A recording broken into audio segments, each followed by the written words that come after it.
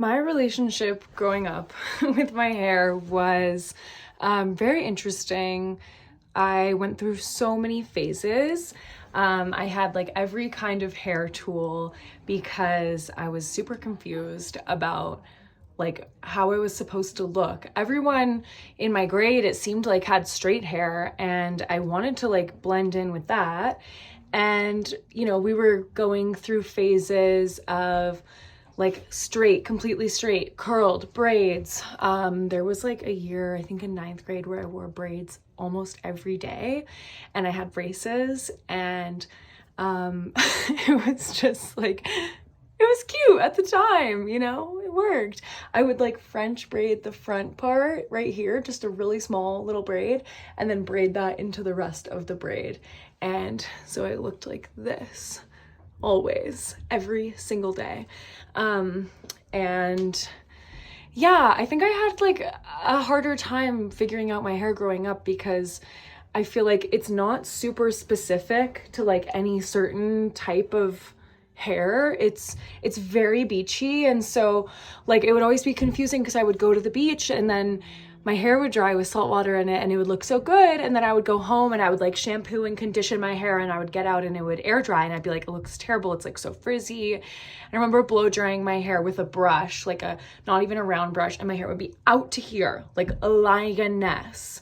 And everyone always thought I was a Leo because of my hair and how big it was.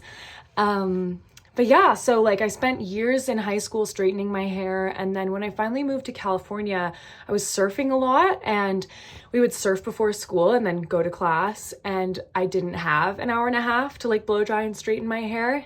What was crazy too was I would like blow dry it so big and then go in with a straightener.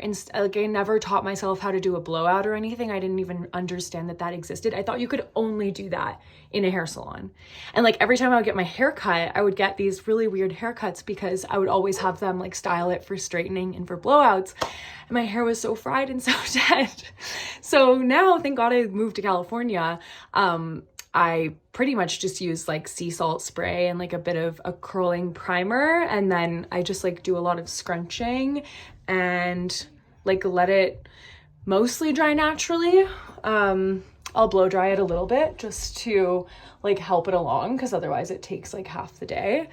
But yeah, that's pretty much my journey. I mean, I've left out a lot. There was a lot of like self-discovery on TikTok, and like it's cool to go from having straight hair for years and like all of my youth and really not like accepting myself, to now getting asked all the time, like, what do you do with your hair? Whoa, your hair is so cool. Like, I think I have a similar texture to yours, because I feel like it was really hard to find like a reference when I was younger.